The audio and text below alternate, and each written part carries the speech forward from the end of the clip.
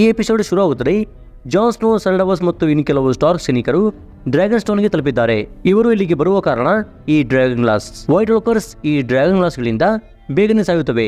ಈ dragon ಗ್ಲಾಸ್ಗಳು dragon stone castle ಅಡಿಯಲಿವೆ ಎಂದು Sam ಜಾನ್ಗೆ ಈ ವಿಷಯ ಸ್ವಲ್ಪ ಬೇಗ ಹೇಳಿದರೆ, ಜಾನ್ ಸ್ನೋ ಡಿನೇರಿಯಸ್ ಇಲ್ಲಿಗೆ ಬರುವ ಮೊದಲೇ ಡ್ರ್ಯಾಗನ್ ಗ್ಲಾಸ್ ಗಳನ್ನು ತೆಗೆದುಕೊಂಡು ಇಲ್ಲಿಂದ ಹೋಗಿರುವವನು.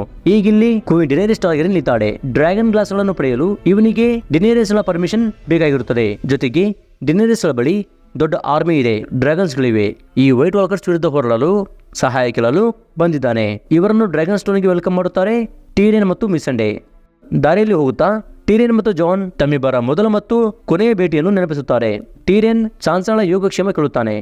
ಜಾನ್ ಹೇಳುತ್ತಾನೆ, ನಮ್ಮ ನಾರ್ಥನ್ ಲಾರ್ಡ್ಸ್ ನನ್ನನ್ನು ಇಲ್ಲಿಗೆ ಬರಲು ಬಿಡಲಿಲ್ಲವೆಂದಾಗ ಟೀರಿಯನ್ ಹೇಳುತ್ತಾನೆ, ಇದು ಸಹಜವಾಗಿದೆ, ಅವರ ಡಿಸಿಷನ್ ಕರೆಕ್ಟ್ ಆಗಿದೆ. ನಾನು ನಿನ್ನ ಹ್ಯಾಂಡ್ ಆಗಿದ್ದರೆ, ನಿನ್ನ ಅಡ್ವೈಸರ್ ಆಗಿದ್ದರೆ ನಾನು ಸಹ ನಿನ್ನನ್ನು ಇಲ್ಲಿಗೆ ಬರಲು ಬಿಡುತ್ತಿದ್ದಿಲ್ಲ. ಏಕೆಂದರೆ ಯಾರೇ ಒಬ್ಬ ಸ್ಟಾರ್ಕ್ಸ್ ತನ್ನ ಇಲಾಖೆ ಬಿಟ್ಟು ಸೌತ್ ಕಡೆ ಬರ್ತಾನೋ ಅವನು ಸಾಯುತ್ತಾನೆಂದಾಗ ಇದಕ್ಕೆ ಜಾನ್ ನಾನು ಸ್ಟಾರ್ಕ್ ಅಲ್ಲ ಎಂದು ಹೇಳುತ್ತಿರುವಾಗ ಮೇಲಿಂದ ಡ್ರ್ಯಾಗನ್ಸ್ ಹಾರಿ ಹೋಗುತ್ತವೆ. ಸರ್ ಡಾವೋಸ್ ಮತ್ತು ಜಾನ್ ಮೊದಲ ಬಾರಿ ಈ ಡ್ರ್ಯಾಗನ್ಸ್ ಗಳನ್ನು ನೋಡಿ ತಬ್ಬಿಬಾಗುತ್ತಾರೆ. ನಂತರ ಜಾನ್ ಥ್ರೋನ್ ರೂಮಿಗೆ ಬಂದಾಗ ಎದುರುಗಡೆ ಕ್ವೀನ್ ಡಿನೇರಿಯಸ್ ಟಾರ್ಗೆರಿಯನ್ ಸಿಂಹಾಸನದ ಮೇಲೆ ಕುಳಿತಿದ್ದಾಳೆ. ಫೈನಲಿ 6 ಸೀಸನ್ಸ್ ಗಳ ನಂತರ ಈ ಮುಖ್ಯ ಪಾತ್ರಧಾರಿಗಳು ಒಬ್ಬರಿಗೊಬ್ಬರನ್ನು ಭೇಟಿಯಾಗುತ್ತಾರೆ. ಡಿನೇರಿಯಸ್ ಜಾನ್ ಹೇಳುತ್ತಾಳೆ, ನಿನ್ನ ಪೂರ್ವಜರು ಅಂದ್ರೆ ನಿನ್ನ ತಾತ ಮುತ್ತಾತ ಟೊರೆನ್ ಸ್ಟಾರ್ಕ್ ನನ್ನ ಈ ಟಾರ್ಗೆರಿಯನ್ಸ್ ಮನೆತನಕ್ಕೆ ತಲೆಬಾಗಿ ನಮ್ಮನ್ನು ಸರ್ವ್ ಮಾಡುತ್ತೇನೆಂದು ಪ್ರಮಾಣ ವಚನ ಸ್ವೀಕರಿಸಿದರು. ಈಗ ಅದನ್ನೇ ಕಂಟಿನ್ಯೂ ಮಾಡೋಣ. ನೀನು ನನ್ನ ಮುಂದೆ ತಲೆಬಾಗಿ ನನ್ನನ್ನು ನಿಮ್ಮ ಕ್ವೀನ್ ಎಂದು ಸ್ವೀಕರಿಸು. ನಿನ್ನನ್ನು ನಾನು ವಾರ್ಡನ್ ಆಫ್ ದ ನಾರ್ತ್ ಅನ್ನಾಗಿ ಬಿಟ್ಟು ಬಿಡುತ್ತೇನೆಂದಾಗ ಇದಕ್ಕೆ ಜಾನ್ ಸ್ಪಷ್ಟವಾಗಿ ತಲೆಬಾಗುವುದಿಲ್ಲವೆಂದು ಹೇಳುತ್ತಾನೆ. ನಾನು ಕಿಂಗ್ ಆಗುವುದನ್ನು ಬಯಸಿಲ್ಲ, ಜನರೇ ನನ್ನನ್ನು ಕಿಂಗ್ ಎಂದು ಘೋಷಿಸಿದ್ದಾರೆ, ನಾನು ಅವರಿಗೆ ಮೋಸ ಮಾಡುವುದಿಲ್ಲವೆಂದು ಹೇಳುತ್ತಾನೆ. ಜಾನ್ ಹೇಳುವುದೇನೆಂದರೆ, ಈ ಪ್ರಪಂಚದಲ್ಲಿ ಇದುವರೆಗೂ ಈ ಐರನ್ ಥ್ರೋನ್ಗೋಸ್ಕರ ಒಬ್ಬರ ಮುಂದೆ ತಲೆಬಾಗಿ ಕೊಲೆ ಆಗುತ್ತಾರೆ ಅಥವಾ ಕೊಲೆನೂ ಮಾಡ್ತಾರೆ, ಬರೀ ಇದೇ ಆಗುತ್ತದೆ. ಈಗ ಸ್ವಲ್ಪ ಸೀರಿಯಸ್ ವಿಷಯಕ್ಕೆ ಬರೋಣ. ನಮ್ಮೆಲ್ಲರನ್ನು ಕೊಲ್ಲೋಗೆ ಅಂತ ನೈಟ್ ಆರ್ಮಿ ಬರುತ್ತಿದೆ. ಈಗ ನಾವು ನೈಟ್ ಕಿಂಗ್ ಅನ್ನು ಸಾಯಿಸಿಲ್ಲವೆಂದರೆ ಮುಂದೆ ಯಾರ ಅಸ್ಥಿಪಂಜರ ಐರನ್ ಥ್ರೋನ್ ಮೇಲೆ ಕುಳಿತಿರುತ್ತೆಂದು ಇಂಪಾರ್ಟೆಂಟ್ ಇರುವುದಿಲ್ಲ ಎಂದು ಹೇಳುತ್ತಾನೆ. ಆದರೆ ಡಿನೇರಿಯಸ್ ಮತ್ತು ಟೀರಿಯನ್ಗೆ ಈ ನೈಟ್ ಕಿಂಗ್ ವೈಟ್ ವಾಕರ್ಸ್ ನಿಜಕ್ಕೂ ಇದೆಯಾ ಎಂದು ಸಂಶಯ ಪಡುತ್ತಾರೆ. ಆಗ ಸರ್ ಡಾವೋಸ್ ಮುಂದೆ ಬಂದು ಡಿನೇರಿಯಸ್ಗೆ ಜಾನ್ ಸ್ನೋನ ಬಗ್ಗೆ ಪಾಸಿಟಿವ್ ಪಾಯಿಂಟ್ಸ್ ಅನ್ನು ಹೇಳುತ್ತಾನೆ. ನೀವು ಹೇಗೆ ಮೊದಲ ಬಾರಿ ದೋಥರಾಕಿಸ್ಟರನ್ನು ವೆಸ್ಟೋರಸ್ಗೆ ಕರೆದುಕೊಂಡು ಬಂದು ಲೆಜೆಂಡರಿ ಕ್ವೀನ್ ಆದರೂ, ಹಾಗೆಯೇ ಜಾನ್ ಸ್ನೋ ಸಹ ಇಲ್ಲಿನ ಲೆಜೆಂಡರಿ ಕಿಂಗ್. ಇವನು ಸಹ ಯಾವುದಕ್ಕೂ ಕಮ್ಮಿ ಇಲ್ಲ. ವೈಟ್ಲಿಂಗ್ಸ್ ಅನ್ನು ವಾಲ್ ಕ್ರಾಸ್ ಮಾಡಿಸಿ ಅವರಿಗೆಲ್ಲ ಇರೋಕೆ ಜಾಗ ಕೊಟ್ಟಿದ್ದಾನೆ. ವಾಲ್ ಅಲ್ಲಿ ಜನರು ಇವರನ್ನು ಸುಮ್ನೆ ಲಾರ್ಡ್ ಕಮಾಂಡರ್ ಆಗಿ ಮಾಡಿಲ್ಲ. ಇವನು ತನ್ನ ಜನರನ್ನು ಕಾಪಾಡಿಕೊಳ್ಳಲು ತುಂಬಾ ಕಷ್ಟಪಟ್ಟಿದ್ದಾನೆ. ಕೊನೆಗೆ ತನ್ನ ನೈಟ್ ವಾಚ್ ಬ್ರದರ್ಸೇ ಇವರನ್ನು ಕೊಂದಾಕಿದ್ದರು. ಇವನು ಮತ್ತೆ ಬದುಕಿ ಬಂದಿದ್ದಾನೆ. ನೀವಂತೂ ಟಾರ್ಗೆರಿಯನ್, ಇಲ್ಲಿನ ಕ್ವೀನ್ ಆಗೋಕೆ ನಿಮ್ಮ ಬರ್ತ್ ರೈಟ್ ಇದೆ. ಆದರೆ ಜಾನ್ ಒಬ್ಬ ಬಾಸ್ಟರ್ಡ್. ಇವನು ಕಡಿಮೆ ಅವಧಿಯಲ್ಲಿ ಜನರನ್ನು ಗಳಿಸಿದ್ದಾನೆ. ಜನರೇ ಇವನನ್ನು ತಮ್ಮ ಕಿಂಗ್ ಅನ್ನಾಗಿ ಘೋಷಿಸಿಕೊಂಡಾಯ್ತು. ಇವನು ಹೇಳಿದ್ದು ಎಲ್ಲವೂ ನಿಜವಾಗಿ ಇದೆ ಎಂದಾಗ ಡಿನೇರಿಯಸ್ ಇದಕ್ಕೆ ರಿಯಾಕ್ಟ್ ಮಾಡುವ ಮೊದಲೇ ಲಾರ್ಡ್ ವ್ಯಾರಿಸ್ ಬಂದು ಡಿನೇರಿಯಸ್ಗೆ ಬ್ಯಾಡ್ ನ್ಯೂಸ್ ತಿಳಿಸುತ್ತಾರೆ. ಡಿನೇರಿಯಸ್ ಈಗ ತನ್ನ ಅಲಯನ್ಸ್ ಗಳನ್ನು ಕಳೆದುಕೊಂಡಿದ್ದಾಳೆ. ಗ್ರೇ ಜಾಯ್ಸ್ ಮತ್ತು ಡಾರ್ನಿಶ್ ಬ್ಲಾಕ್ ವಾಟರ್ ಅಲ್ಲಿ ಯುರಾನ್ ಗ್ರೇಜಾಯ್ ನಿಂದ ಅಟ್ಯಾಕ್ ಒಳಗಾಗಿದ್ದಾರೆ. ಇವರೀಗ ಸತ್ತಿದ್ದಾರೋ ಬಂಧನದಲ್ಲಿದ್ದಾರೋ ಇವರಿಗೆ ಗೊತ್ತಿಲ್ಲ. ಈ ಅಟ್ಯಾಕ್ ಅಲ್ಲಿ ಕೆಲವು ಗ್ರೇಜಾಯ್ಸ್ ಸರ್ವೈವ್ ಮಾಡಿ ಅಲ್ಲಿಂದ ಎಸ್ಕೇಪ್ ಆಗಿರುತ್ತಾರೆ. ಇವರ ಕೈಗೆ ಥಿಯಾನ್ ಗ್ರೇಜಾಯ್ ಕೂಡ ಸಿಗುತ್ತಾನೆ. ಇಲ್ಲಿ ಟೀರಿಯನ್ ತುಂಬಾ ಬೇಜಾರಾಗಿದ್ದಾನೆ. ಇವರ ಪ್ಲಾನ್ಸ್ ಇಲ್ಲಿಯೂ ಫೇಲ್ ಆಗುತ್ತಿದೆಯಲ್ಲ ಎಂದು. ಟೀರಿಯನ್ ಜಾನ್ ಹೇಳುತ್ತಾನೆ, ಸದ್ಯದ ಪರಿಸ್ಥಿತಿಯಲ್ಲಿ ನಾವು ನಿನ್ನನ್ನು ಸಹಾಯ ಮಾಡಲು ಆಗುವುದಿಲ್ಲ. ನಮ್ಮಿಂದ ನಿನಗೆ ಬೇರೆ ಏನಾದರೂ ಸಹಾಯ ಬೇಕಾ ಕೇಳು ಎಂದಾಗ ಜಾನ್ ಡ್ರೈವಿಂಗ್ ಗ್ಲಾಸ್ ಗಳ ಬಗ್ಗೆ ಹೇಳುತ್ತಾನೆ. ನೆಕ್ಸ್ಟಿನಲ್ಲಿ ಇದನ್ನೇ ಟೀರಿಯನ್ ಡಿನೇರಿಯಸ್ ಬಳಿ ಡಿಸ್ಕಸ್ ಮಾಡುತ್ತಾನೆ.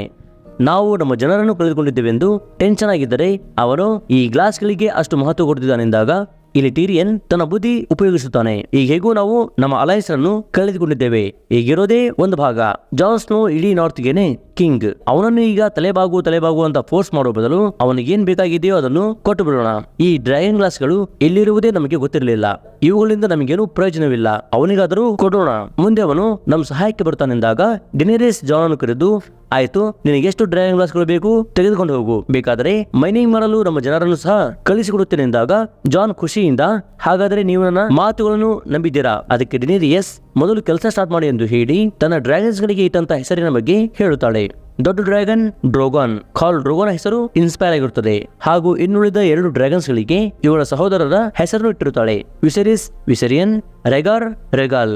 ನಂತರ ಡಿನೇರಿಯಸ್ ಟೀರಿಯನ್ ಬಗ್ಗೆ ಮಾತಾಡುತ್ತಾಳೆ. ಟೀರಿಯನ್ ಮಾತುಗಳಲ್ಲಿ ಎಕ್ಸ್ಪರ್ಟ್ ಎಂದಾಗ ಜಾನ್ ಹೇಳುತ್ತಾನೆ, ನಾನು ಕಿಲ್ಲಿಂಗ್ ಅಲ್ಲಿ ಎಕ್ಸ್ಪರ್ಟ್, ಫೈಟಿಂಗ್ ಅಲ್ಲಿ, ಯುದ್ಧದಲ್ಲಿ ಯಾರನ್ನಾದರೂ ಕೊಲ್ಲಲು ಎಕ್ಸ್ಪರ್ಟ್ ಇದ್ದೇನೆ. ಆದರೆ ನಾನು ಕೊಲೆಗಳನ್ನು ಎಂಜಾಯ್ ಮಾಡುವುದಿಲ್ಲ ಎಂದಾಗ ಡಿನೇರಿಯಸ್ಗೆ ಸರ್ ಬ್ಯಾಸ್ಟಿನ್ ಸೆಲ್ಮಿ ಒಂದ್ಸಲ ಇವಳ ಅಣ್ಣನ ಬಗ್ಗೆ ಹೇಳಿದ ಮಾತು ನೆನಪಾಗುತ್ತದೆ. ರೆಗಾರ್ ಟಾರ್ಗೆರಿಯನ್ ಸಹ ಫೈಟಿಂಗ್ಸ್ ಅಲ್ಲಿ ಹೊಡೆದಾಟದಲ್ಲಿ ಕಿಲ್ ಮಾಡುವಲ್ಲಿ ಎಕ್ಸ್ಪರ್ಟ್. ಆದರೆ ಇವರು ಸಹ ಕಿಲ್ಲಿಂಗ್ ಮಾಡಲು ಬಯಸುವವರಲ್ಲ, ಸಾಫ್ಟ್ ಹಾರ್ಟ್ ನ ವ್ಯಕ್ತಿಯಾಗಿದ್ದರು. He was good. He was very good. Viserys never told you. He told me Rhaegar was good at killing people. Rhaegar never liked killing. He loved singing. ಇಲ್ಲೇ ಬೆಟ್ಟದ ಮೇಲೆ lady ಮೆಲಿಸಾಂಡ್ರೆಗೆ ಮಾತಾಡಿಸಲು ಬರುತ್ತಾರೆ lord ವ್ಯಾರಿಸ್. ಮೆಲಿಸಾಂಡ್ರೆ John ಬಗ್ಗೆ ಹೊಗಳಿ ಅವನನ್ನು ಇಲ್ಲಿಗೆ ಬರುವಂತೆ ಮಾಡಿದಳು. ಇವಳು ಈಗ ಜಾನ್ ಸ್ನೋ ಡ್ರ್ಯಾಗನ್ ಸ್ಟೋನ್ಗೆ ಬಂದು ಬಹಳ ಸಮಯವಾದರೂ ಜಾನ್ ಅನ್ನು ಭೇಟಿಯಾಗಲು ಇನ್ನೂ ಮುಂದಾಗಿರುವುದಿಲ್ಲ. ಏಕೆ ನೀವು ಹೀಗೆ ಬಚ್ಚಿಟ್ಟುಕೊಳ್ಳುತ್ತಿದ್ದೀರಾ? ಅವನು ಬಂದಾಯ್ತು, ಅವನನ್ನು ಮಾತಾಡಿಸಲು ಏಕೆ ಕೆಳಗೆ ಬರಲಿಲ್ಲವೆಂದಾಗ ಮೆಲಿಸಾಂಡ್ರೆ ಹೇಳುತ್ತಾಳೆ, ನಾನೊಂದು ಮಿಸ್ಟೇಕ್ ಮಾಡಿದ್ದೇನೆ. ಆ ಮಿಸ್ಟೇಕ್ ನಿಂದ ನನ್ನ ಮುಖ ಅವರಿಗೆ ತೋರಿಸಲು ಆಯ್ಕಿಲ್ಲ. ನಾನೀಗ ಈ ವೆಸ್ಟರ್ಸ್ ಅನ್ನು ಬಿಟ್ಟು ಎಸೋಸ್ಗೆ ಹೋಗುತ್ತಿದ್ದೇನೆಂದಾಗ ಲಾರ್ಡ್ ವ್ಯಾರಿಸ್ ಹೇಳುತ್ತಾರೆ, ಹೌದು, ಈಗ ನೀವು ಇಲ್ಲಿ ಇರುವುದು ಸೇಫ್ ಅಲ್ಲ, ಮತ್ತೆ ವಾಪಸ್ ಬರಲತಾನೆ ಎಂದು ಪ್ರಶ್ನೆ ಹಾಕಿದಾಗ ಮೆಲಿಸಾಂಡ್ರೆ ಹೇಳುತ್ತಾಳೆ, ನಾನು ಮತ್ತೆ ವಾಪಸ್ ಇಲ್ಲಿಗೆ ಬರುತ್ತೇನೆ, ನನ್ನ ಕೆಲಸ ಇನ್ನೂ ಬಾಕಿ ಇದೆ. ನಾವಿಬ್ಬರು ಹುಟ್ಟಿದ್ದು ಎಸೋಸ್ ಅಲ್ಲೇ, ಆದರೆ ನಾವಿಬ್ಬರು ಸಾಯೋದು ಈ ಭಾಗದಲ್ಲೇ, ಅಂದ್ರೆ ಈ ವೆಸ್ಟರ್ಸ್ ಅಲ್ಲೇ ಎಂದು ಹೇಳಿ ಹೊರಡುತ್ತಾಳೆ. ಮೊದಲೇ ಲಾರ್ಡ್ ವ್ಯಾರಿಸ್ಗೆ ಈ ಜಾದುಗಾರರು ಮಾಟ ಮಂತ್ರ ಮಾಡೋರು ಗಂಟ್ರೆ ಆಗಲ್ಲ.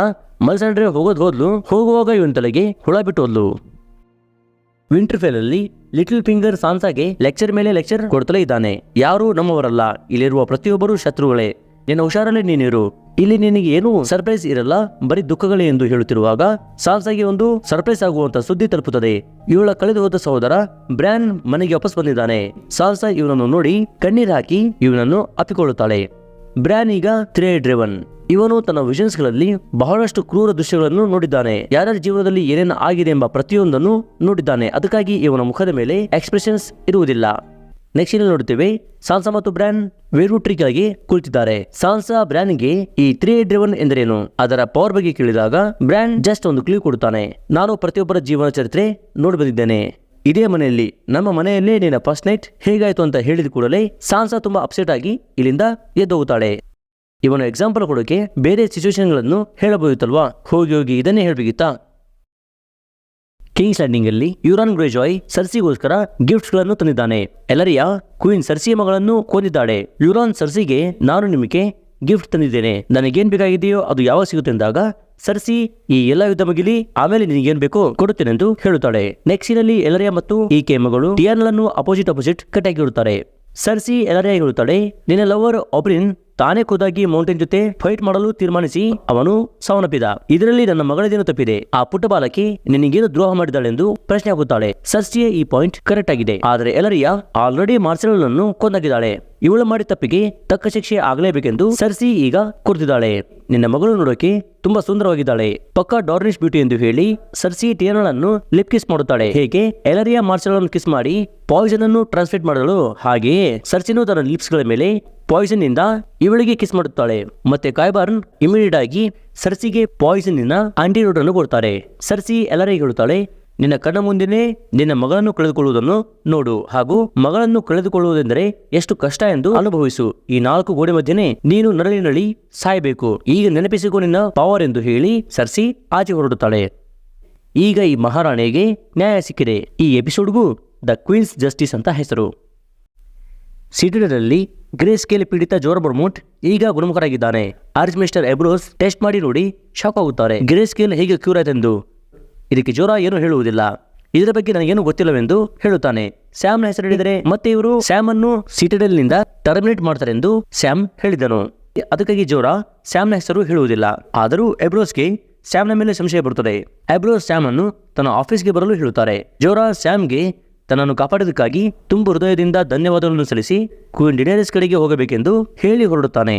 ಸ್ಯಾಮ್ ಎಬ್ರೋಸ್ ಆಫೀಸ್ಗೆ ಬಂದಾಗ ಎಬ್ರೋಸ್ ಹೇಳುತ್ತಾರೆ, ಯಾರು ಮಾಡದ ಈ ಕೆಲಸ ರಿಸ್ಕ್ ತೆಗೆದುಕೊಂಡು ನೀನ್ ಮಾಡಿದ್ಯಾ, ಇದು ಹೇಗೆ ಸಾಧ್ಯ, ಅಂತದೇನ್ ಮಾಡಿದೆ ಎಂದಾಗ ಸ್ಯಾಮ್ ಹೇಳುತ್ತಾರೆ, ಜಸ್ಟ್ ಪೆಲೋಸರ್ ಅವರ ಪುಸ್ತಕದಲ್ಲಿನ ಇನ್ಸ್ಟ್ರಕ್ಷನ್ಸ್ ಫಾಲೋ ಮಾಡಿದೆ ಅಷ್ಟೇ ಎಂದು ಹೇಳುತ್ತಾನೆ. ಎಬ್ರೋಸ್ ಸ್ಯಾಮ್ಗೆ ಬೇಷ್ ಎಂದು ಹೇಳಿ, ಟೆನ್ಷನ್ ತಗೋಬೇಡ, ನಾನಿನನ್ನು ಟರ್ಮಿನೇಟ್ ಮಾಡುವುದಿಲ್ಲವೆಂದು ಹೇಳಿ ಇವನಿಗೆ ಒಂದು ಕೆಲಸ ಕೊಡುತ್ತಾರೆ. ಇಲ್ಲಿರುವಂತಹ ತುಂಬಾ ಹಳೆಯ ಪುಸ್ತಕಗಳನ್ನು ಹೊಸ ಪೇಜಸ್ಗೆ ಕಾಪಿ ಪೇಸ್ಟ್ ಮಾಡುವ ಕೆಲಸ ಕೊಡುತ್ತಾರೆ. ಈಗ ಸ್ಯಾಮ್ ಇಲ್ಲಿರುವ ಹಳೆಯ ಪುಸ್ತಕಗಳು ಮತ್ತು ಡಾಕ್ಯುಮೆಂಟ್ಸ್ ಗಳನ್ನು ಮತ್ತೊಂದು ಹೊಸ ಪೇಜಸ್ಗಳಿಗೆ ಪುನಃ ಬರೆಯಬೇಕಾಗಿರುತ್ತದೆ. ನೆಕ್ಸ್ಟ್ ಸೀನಲ್ಲಿ ಟೆಕೋನೆಸ್ಟೋರಿಯಸ್, ಇವನು ಐರನ್ ಬ್ಯಾಂಕ್ ಆಫ್ ಬ್ರಾವೋಸ್ ನ ಮ್ಯಾನೇಜರ್ ಅಥವಾ ಎಂಪ್ಲಾಯಿ ಅಂತಾನು ಹೇಳಬಹುದು. ಇವನೀಗ ಬ್ರಾವೋಸ್ ನಿಂದ ಕಿಂಗ್ಸ್ ಲ್ಯಾಂಡಿಂಗ್ ಗೆ ಬಂದಿದ್ದಾನೆ ಲ್ಯಾನಿಸ್ಟರ್ಸ್ಗೆ ಕೊಟ್ಟಿರೋ ಸಾಲ ಹಿಂಪಡೆಯಲು.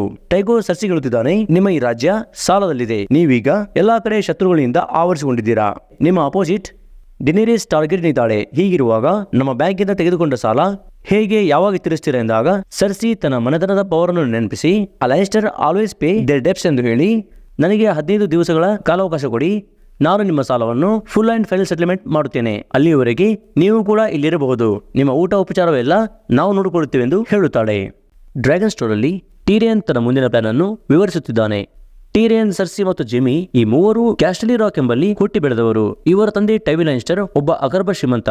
ಇವರು ಕ್ಯಾಸ್ಟಲಿ ರಾಕ್ ಅಲ್ಲಿ ಒಂದು ಬೃಹತ್ ಕೋಟೆಯನ್ನು ಕಟ್ಟಿಸಿದರು. ಈ ಕೋಟೆ ಎಂತಹ ದೊಡ್ಡ ಸೈನ್ಯ ಬಂದು ಮಾಡಿರುತ್ತಾರೆ. ಟೈವಿನ್ ಈ ಕೋಟೆಯನ್ನು ಅಡಿಯಿಂದ ಮುಡಿಯವರೆಗೂ ತಮ್ಮ ಪ್ಲಾನ್ ಪ್ರಕಾರವೇ ನಿರ್ಮಾಣ ಮಾಡಿದರು. ಆದರೆ ಕೋಟೆಯ ಚರಂಡಿ ನೀರು ಗಟರ್ಗಳ ಮ್ಯಾಪಿಂಗ್ ಅನ್ನು ಟೀರಿಯನ್ಗೆ ಒಪ್ಪಿಸಿದರು. ಟೀರಿಯನ್ ಚರಂಡಿ ಮ್ಯಾಪಿಂಗ್ ಅನ್ನು ಮಾಡುವುದರ ಜೊತೆಗೆ ತನಗಾಗಿ ತನ್ನ ಪರ್ಸನಲ್ ಯೂಸ್ಗಾಗಿ ಒಂದು ಸೀಕ್ರೆಟ್ ಟನಲ್ ಅನ್ನು ನಿರ್ಮಿಸಿದ್ದನು. ಈಗ ಗ್ರಿವಾಮ್ ತನ್ನ ಅನ್ಸಾಲಿಡ್ ಆರ್ಮಿ ಜೊತೆ ಈ ಟನಲ್ ನಿಂದಾನೇ ಕ್ಯಾಸಲ್ಗೆ ಎಂಟ್ರಿ ಆಗಬೇಕು. ಕ್ಯಾಸಲ್ ಒಳಗೆ 50,000ಕ್ಕೂ ಅಧಿಕ ಸೈನಿಕರಿರುತ್ತಾರೆ ಎಂದು ಹೇಳುತ್ತಾನೆ. ಪ್ಲಾನ್ ಪ್ರಕಾರವೇ ಸರ್ಸಿ ಹೇಳಿದ ಹಾಗೆ ಆಲ್ರೆಡಿ ಈ ಕ್ಯಾಸಲ್ ಮೇಲೆ ಕಣ್ಣಿಟ್ಟಿರುತ್ತಾನೆ. ಯಾವಾಗ ಅನ್ಸಾಲಿಡ್ ಒಳಗೆ ಬರುತ್ತಾರೋ ಹಿಂದೆಯಿಂದ ಯುರಾನ್ ಬಂದು ಗ್ರಿವಾಮ್ ತನ್ನಂತ ಹಡಗುಗಳನ್ನು ನಾಶ ಮಾಡುತ್ತಾನೆ. ಗ್ರಿವಾಮ್ ಇಲ್ಲೊಬ್ಬ ಲ್ಯಾನಿಸ್ಟರ್ ಸೈನಿಕರಿಗೆ ಕೇಳುತ್ತಾನೆ, ಬಾಕಿ ಉಳಿದ 40,000 ಸೈನಿಕರು ಎಲ್ಲಿ ಎಂದಾಗ ನಮಗೆ ತೋರಿಸಲಾಗುತ್ತದೆ. ಜೆಮಿ ಈ 40,000 ಲ್ಯಾನಿಸ್ಟರ್ ಸೈನಿಕರನ್ನು ತೆಗೆದುಕೊಂಡು ಹೈ ಗಾರ್ಡನ್ ಮೇಲೆ ಅಟ್ಯಾಕ್ ಮಾಡುತ್ತಾನೆ. ಹೈ ಗಾರ್ಡನ್ ರೂಲ್ ಮಾಡುತ್ತಿದ್ದಾರೆ lady Olenna ಟೈರಲ್. ಸರ್ಸಿಯ point of view ಪ್ರಕಾರ ಲೇಡಿ ಒಲೆನಾ ವಿದೇಶಿ ಶತ್ರುಗಳ ಜೊತೆ ಬೆರೆತು ಈ ಸಿಂಹಾಸನಕ್ಕೆ, ಈ ಸಾಮ್ರಾಜ್ಯಕ್ಕೆ ಮೋಸ ಮಾಡಿದ್ದಾಳೆಂದು ಹೈ ಗಾರ್ಡನ್ ಮೇಲೆ ಅಟ್ಯಾಕ್ ಮಾಡಲು ಹೇಳಿರುತ್ತಾಳೆ. ಫೈನಲಿ ಜೆಮಿ ಲೇಡಿ ಒಲೆನಾಳ ಸೈನಿಕರನ್ನು ಸೋಲಿಸಿ ಈ ಕ್ಯಾಸಲ್ ಅನ್ನು ತನ್ನ ವಶಕ್ಕೆ ಪಡೆದುಕೊಳ್ಳುತ್ತಾನೆ. ಲೇಡಿ ಒಲೆನಾ ಈಗ ಕಂಪ್ಲೀಟ್ ಫೇಲ್ ಆಗಿದ್ದಾಳೆ. ತನ್ನ ಮಗ, ಮೊಮ್ಮಕ್ಕಳು, ಹೆಸರು, ಈಗ ತನ್ನ ಈ ಅರಮನೆಯನ್ನು ಬಿಟ್ಟು ಹೋಗೋ ಸಮಯ ಬಂದಿದೆ. ಒಲೆನಾ ಜೆಮಿಗೆ ಕೇಳುತ್ತಾಳೆ, ನಮ್ಮ ಸೈನಿಕರು ಈ ಕೆಸಲನ್ನು ಹಿಡಿದಿಟ್ಟುಕೊಳ್ಳುವಲ್ಲಿ ಯೋಗ್ಯರಿದ್ರ, ಚೆನ್ನಾಗಿ ಫೈಟ್ ಮಾಡಿದ್ರ ಎಂದು.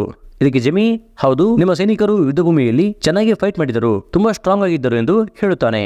ಒಲೆನಾ ಹೇಳುತ್ತಾಳೆ, ನನ್ನ ಲೈಫಲ್ಲಿ ನಾನು ತುಂಬಾ ಜನ ಮಹಿಳೆಯರನ್ನು ನೋಡಿದ್ದೇನೆ, ಆದರೆ ನಿನ್ನ ಅಕ್ಕನಿಗಿಂತ ವರ್ಸ್ಟ್ ಎಲ್ಲೂ ನೋಡಿಲ್ಲ. ಅವಳ ವಿಚಾರಗಳು ನಿಜಕ್ಕೂ ನಮ್ಮ ಊಹೆಗೂ ಮೀರಿವೆ. ನೀನ್ ಅವಳನ್ನು ಬ್ಲೈಂಡ್ ಆಗಿ ಲವ್ ಮಾಡ್ತಿದ್ದೀಯಾ.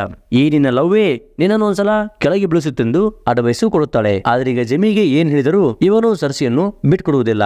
ಒಲೆನಾ ಮತ್ತೆ ಕೇಳುತ್ತಾಳೆ, ನನ್ನನ್ನು ಹೇಗೆ ಕೊಲ್ಲುತ್ತೀರಾ ಎಂದಾಗ ಜೆಮಿ ಹೇಳುತ್ತಾನೆ, ಸರ್ಸಿಯ ಬಳಿ ನಿಮ್ಮನ್ನು ಕೊಲ್ಲೋಕೆ ಅಂತ ವಿಭಿನ್ನ ಟಾರ್ಚರ್ ಸಾವುಗಳಿವೆ, ಆದರೆ ನಾನು ಸರ್ಸಿಗೆ ಕನ್ವಿನ್ಸ್ ಮಾಡಿದ್ದೇನೆ, ನೀವು ನೋವಿಲ್ಲದೆ ಇಲ್ಲೇ ಕೊನೆ ಉಸಿರಲೇರಿ ಸರ್ಸಿಯ ಕೈಗೆ ಸಿಗಬೇಡಿ ಎಂದು ಜೆಮಿ ಒಂದು ಕಪ್ ವೈನಲ್ಲಿ ಪಾಯ್ಸನ್ ಅನ್ನು ಬೆರೆಸಿ ಕೊಡುತ್ತಾನೆ. ಈ ಪಾಯ್ಸನ್ ನಿಮಗೆ ಸ್ವಲ್ಪನೂ ನೋವು ಕೊಡುವುದಿಲ್ಲ, ಡೈರೆಕ್ಟ್ ಸಾವು ಎಂದು ಹೇಳಿದ ಕೂಡಲೇ ಒಲೆನಾ ಪಟ್ ಅಂತ ಈ ವಿಷಯ ಕುಡಿಯುತ್ತಾಳೆ. ಒಲೆನಾ ಸಾಯುವ ಮೊದಲು ಒಂದು ನಗ್ನ ಸತ್ಯ ಹೇಳುತ್ತಾಳೆ, ಕಿಂಗ್ ಜಾಫ್ರಿ ಅಂದ್ರೆ ನಿನ್ನ ಮಗನನ್ನು ವಿಷ ಬೆರೆಸಿ ಸಾಯಿಸಿದ್ದು ಟೀರಿಯನ್ ಅಲ್ಲ, ಅದು ನಾನೇ ಎಂದು ಹೇಳುತ್ತಾಳೆ. ಈ ಮಾತು ಕೇಳಿದ ಜೆಮಿ ಶಾಕ್ ಆಗಿ ಬಿಡುತ್ತಾನೆ.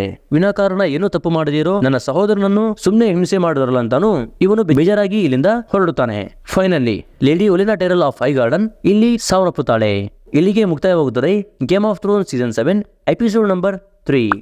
ಈ ವಿಡಿಯೋ ನಿಮಗೆ ಇಷ್ಟವಾದಲ್ಲಿ ದಯವಿಟ್ಟು ಲೈಕ್ ಮಾಡಿ, ಈ ವಿಡಿಯೋವನ್ನು ನಿಮ್ಮ ಫ್ರೆಂಡ್ಸ್, ಫ್ಯಾಮಿಲಿ ಜೊತೆಗೆ ಶೇರ್ ಮಾಡಿ ಹಾಗೂ ಈ ಚಾನಲ್ ಅನ್ನು ಸಬ್ಸ್ಕ್ರೈಬ್ ಮಾಡಿ. ಧನ್ಯವಾದಗಳು.